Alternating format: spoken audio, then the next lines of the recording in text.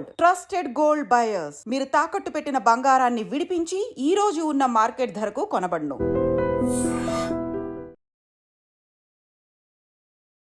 నమస్కారం, welcome to iDream. ధర్మ మార్గం విత్ విజిత కార్యక్రమానికి స్వాగతం.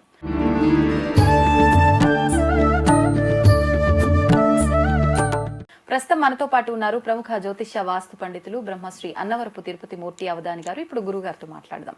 నమస్కారం గురుగారు. ఓం శ్రీ మహాగణాధిపతయే నమః. గురుగారు, భగవంతుడికి హారతిస్తూ ఉంటాం అంటే మనం ఏం చేసినా కూడా దాని వెనకాల ఏదో ఒక ఆంతర్యం ఉంటుంది. అలా ఉంటేనే మనం ఇవన్నీ కూడా ఆచరిస్తూ ఉంటాం. ఏంటి అసలు హారతి ఇవ్వటానికి వెనకాల ఆంతర్యం ఏంటి? ఇచ్చిన తర్వాత మళ్ళీ మనం కళ్ళకద్దుకుంటూ ఉంటాం. తప్పకుండా ఏంటి దాని గురించి? భగవద్ ఆరాధన చేసేటప్పుడు ప్రతి మనిషి కూడా కొన్ని ప్రత్యేకమైన విధానాలను గమనిస్తే భగవంతుడిలో ఉండేటువంటి మార్పు మనం చూడగలుగుతామమ్మా. భగవంతుడిలో మార్పు అంటే మన ఇంట్లో చిత్రపటమైనా సరే, ఇంట్లో ఒక ఫోటో ఉంటుంది, ఆ ఫోటోకి మనం అర్చన చేస్తాం. అర్చన చేయడానికి ముందు అమ్మవారు కానీ అయ్యవారు కానీ ఆ చిత్రపటాన్ని జాగ్రత్తగా చూడండి. ఆయన హారతి ఇచ్చేటప్పుడు చూసినప్పుడు ఒక రకమైనటువంటి వైబ్రేషన్ ఆ ముఖంలో ముఖ కవలిక కనిపిస్తూ ఉంటాయి. దానికోసమే మనం హారతిస్తాం. ఎందువల్లనంటే భగవంతుడి యొక్క వెలుతురు కొన్ని కోట్ల సూర్యకాంతి. ఖచ్చితంగా భగవంతుడి రూపాన్ని మనం అలా చూసామా, అదే చివరి క్షణం అవుతుంది. మనకు చివరి క్షణంలో భగవద్ దర్శనం కలుగుతుంది.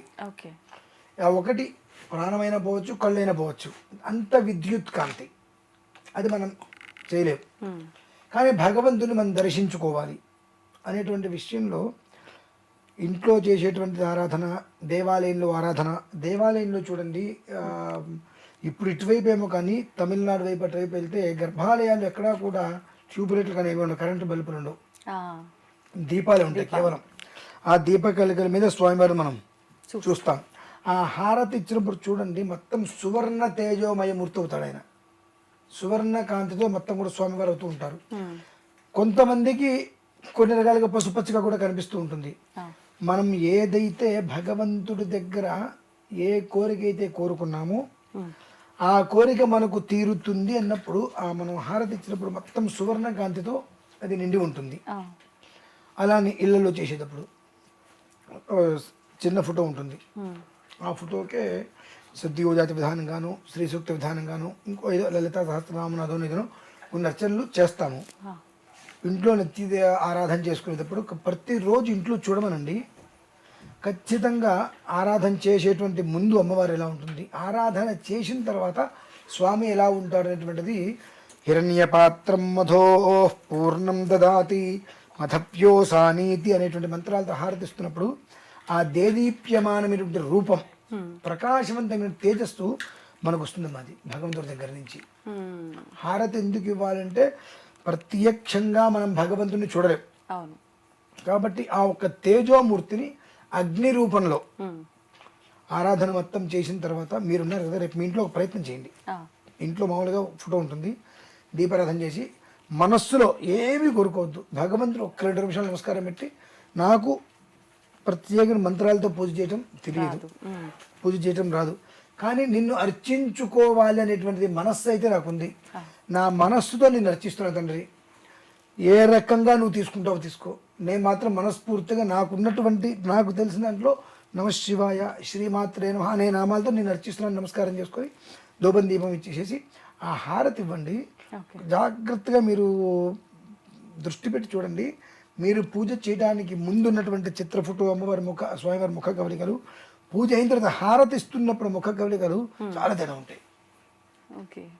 ఆ హారతి ఇస్తున్నప్పుడు ఆ ఒక్క భగవంతుడి యొక్క తేజో రూపమైన భగవంతుడు అగ్నితత్వంలోకి వచ్చేస్తాడు. ఆయన ఆ ఇచ్చినప్పుడు మన వైపు తిప్పుతారు కదా, మనం ఇటు అనేస్తాం. అగ్నిహోత్రుడైనటువంటి ఆ భగవంతుడికి నమస్కారం చేసుకోవాలి మనం. సాక్షాత్తు మనకు అగ్ని అంటే ప్రతిదానికి మూలం అగ్ని. మనం భగవంతుడికి ఏదైనా హోమం చేయాలంటే అగ్ని ద్వారానే హోమం చేయాలి. ఏదన్నా ఏది సమర్పించాలన్నా భగవంతుడికి అగ్నిహోత్రం ద్వారానే సమర్పించాలి. అలానే మనకు శబరిమల జ్యోతి, అరుణాచలం జ్యోతి, ఎక్కడి నుంచో అది కనిపిస్తుంటుంది.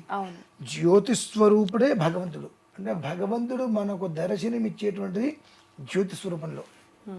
కాబట్టి ఆ హారతి ఇచ్చినప్పుడు ఇటు అనేసుకోవటం, అయ్యప్ప మాళ్ళు ఉంటాయి, ఇటు తిప్పేసుకోవడం చేసుకుంటాం. ఇవన్నీ కాదమ్మా అసలు.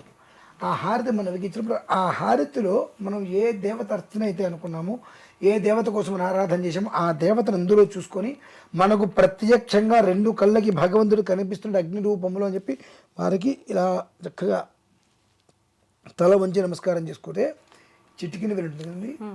ఈ చిటికిన వేలు అగ్నిహోత్రాన్ని సూచిస్తుంది. ఇలా అంటే ఫింగర్స్ ఇట్లా స్ట్రైట్ గా కొంచెం ఉండాలా? ఇది కిందకు వస్తుంది ఇట్లా ఇలా. ఓకే. ఈ చిటికిన వేలు అగ్నిహోత్రానికి సూచిస్తూ అక్కడి నుంచి శక్తిని తీసుకొని బటన్ వేలు ద్వారా భూమధ్యలోకి వెళ్తుందమ్మా. అంటే ఇలా పెట్టాలా? ఇలా నమస్కారం పెట్టుకోవాలి.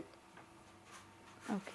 చాలా మంది ఏమంటారంటే మీరు చెప్పారు మేము చేసాం మాకు వైబ్రేషన్ రాలేదండి అంటారు. ఆ రూపం అనేటువంటిది మనకు ఆ నమస్కారం పెట్టినప్పుడు ఆ చిటికిన వేల నుంచి అది తీసుకొని బటన్ వేల్ ద్వారా ఒక భూమధ్యానికి పంపిస్తుందండి. ఆ భూమధ్యము లలాట స్థానం ఈ 2 అక్కడికి పంపించినప్పుడు మీరు ఒక్కసారి గమనించండి. ఏదైనా మంచి ప్రదేశానికి వెళ్ళినప్పుడు హారతి చుట్టి కళ్ళగద్దుకోకుండా ఆ అమ్మవారిని తలుచుకొని ఆ రూపం అగ్నిహోత్రంలో చక్కగా నమస్కారం చేసుకోండి. శరీరంలో రోమాలు ఎక్కపరుచుకుంటాయి. కానీ చాలా మంది దేవస్థానాల దగ్గరికి వెళ్ళినప్పుడు బయట ఒక దీపం పెట్టడము, దీపాన్ని కళ్ళకద్దుకోండి అని చెప్పి అంటూ ఉంటారు. ఇవాళ ఉన్నటువంటి 100కి 99% దేవాలయాలన్నీ కూడా వ్యాపార మార్గాలు అయిపోయినాయి. కాబట్టి నేను దాని గురించి మాట్లాడను కూడా. భగవంతుడు భక్తి అనిపోయింది, భగవంతుడు డబ్బు అనేటువంటి వ్యాపార ధోరణిలోకి వచ్చేసేసి ఏది ఎప్పుడు ఎందుకు ఎలా చేయాలో అనేటువంటిది లేకుండా మేము అధికారులు మేము చెప్పినట్టు మీరు చేయండి అనేటువంటి స్థితికి వస్తే వదిలేసుకుంటూ ఉద్యోగం పోతే కుటుంబం పోషణ ఇలా అని చెప్పి చేసే పరిస్థితులు వచ్చినాయి. నాకు వచ్చిన పరిస్థితి అదేనమ్మా. ఆరాధన చేయించాలంటే చొక్కా వేసుకుంటే నేను చేయించను అనేటువంటి స్థితి నేను అన్నాననే మీరు ఇట్లా చేయడానికి కుదరదన్నారు. నువ్వు అక్కరే నీ ఉద్యోగం అక్కర్లో పో అని చెప్పి గవర్నమెంట్ ఉద్యోగం నేను రాజీనామా చేసేసా. 2012 జనవరి 16వ తారీఖమ్మా. నాకు ఈ ఉద్యోగమే అక్కర్లేదు, నేను ఆ మంత్రం వచ్చి ఆ విధానాన్ని నేను అనుసరించలేక నీకు దీని గురించి తెలియని వాడివి నువ్వు నా మీద పెత్తనం చెలాయిస్తూ నువ్వు చెప్పింది నేను చేయాలంటే నేను చేయని చెప్పి రిజైన్ చేసేసాను. దాదాపు 13 సంవత్సరాలు ఉద్యోగం రిజైన్ చేసేసాను. ఎందుకంటే 10 మందికి చెప్పవలసిన తత్వం నాది. చెప్పి చేయించగలగాలి, చేయించలేనప్పుడు అక్కడ నేను ఉండకూడదు. సో అవి జరగలేదు అక్కడ. కాబట్టి అన్ని దేవాలయాలు జరుగుతాయి నేను చెప్పను, కొన్ని ఉన్నాయి.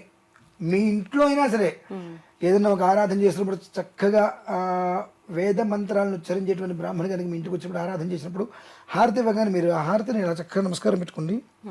రోమాలను ఎక్కువ పెట్టుకుంటాయి అమ్మా. చక్కటి వైబ్రేషన్. దాన్ని అద్దుకోవడం కాదు మనం చేయవలసింది. మీరు చెప్పినట్టుగా నమస్కారం చేస్తాం ఓకే, కానీ వెళ్ళిపోతుంది, అది అలవాటు అయిపోయింది. అది అలవాటు అయిపోయింది అంతే. ఇప్పుడు ఎట్లా అయితే కనుక అక్షయ తృతీయకి గోల్డ్కి సంబంధం లేదన్నా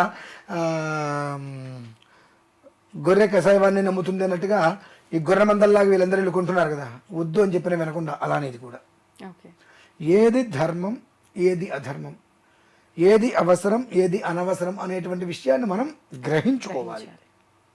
గ్రహించుకోకుండా ఇష్టం వచ్చినట్టు వెళ్తాను ఎట్టి హారతించుకుంటా అంటే మంచిది ఎంతైనా చేసుకో. దేనికి ఇస్తున్నావు అంటే ఊతున్నావా విసురుతున్నావా దాన్ని అంటే ఇట్టిట్ట అంటే 3 సార్లు అద్దాలి కళ్ళకు ఎవరు చెప్పారు? అది చెప్తున్నారు కదండి. ఇప్పుడు నేను కూడా చెప్తున్నా కదా వద్దు అని చెప్పి. ఇప్పుడు చెప్తున్నా, ఇప్పుడు కాదమ్మా. 15 ఏళ్ల క్రితం ఒకసారి పెద్ద ఇంటర్వ్యూలో చెప్పేదే విషయం, పట్టించుకోలేదు. మంచిది, శుభం. ఎందువల్లంటే జనాలకి హారతి అని కానీ కళ్ళకి అద్దుకోవాలి, వెంకటేశ్వర స్వామి వారి దగ్గర కానీ కళ్ళు మూసుకోవాలి, ఇవి అలవాటు అయిపోయినాయి. ఎందుకు వెళ్తున్నాం దేవుడి దగ్గరికి? ఆయన చూడటం కోసం వెళ్తున్నాం. మనం ఆయన్ని చూస్తే ఆయన మనల్ని చూస్తాడు. ఆయన దగ్గరికి వెళ్ళి కళ్ళు మూసుకుంటే వీడు దోషేస్తాడు. ఆయన చూసిందే ఉంది. ఇంకా నీ కళ్ళు ఆయనకి కనిపిస్తే నీ లోపల ఉన్నటువంటి దోషం అంటే చెప్తాడమ్మా భగవంతుడు, దోషం తీసేస్తాడు. భగవంతుని కంటి నిండా ఎందుకు చూడాలి అంటారంటే మనం చూసినప్పుడు ఆ మనిషి కళ్ళను అనుసరించి ఆ మనిషి మన మీద ఇష్టంతో వచ్చాడా, భక్తితో వచ్చాడా, భయంతో వచ్చాడా అనే విషయం కళ్ళు చెప్తాయి. మనిషి నిజం చెప్పినా అబద్ధం చెప్పినా కళ్ళు మాత్రం స్పష్టంగా నిజమే చెప్తాయి.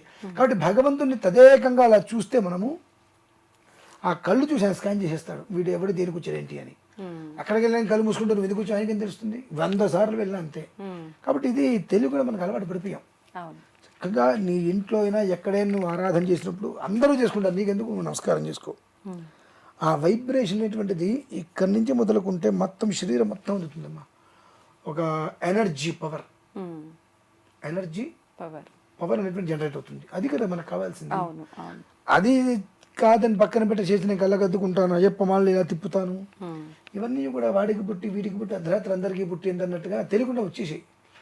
ఎప్పటికైనా ఇటువంటివన్నీ వెళ్ళిపోయి మళ్ళీ పూర్వం నుంచి ఏదైతే జరుగుతుందో అదంతా వస్తే మళ్ళీ కుటుంబాలందరివి మళ్ళీ చల్లగా ఉండాలని చెప్పి నేను కోరుకుంటానమ్మా. ధన్యవాదాలండి.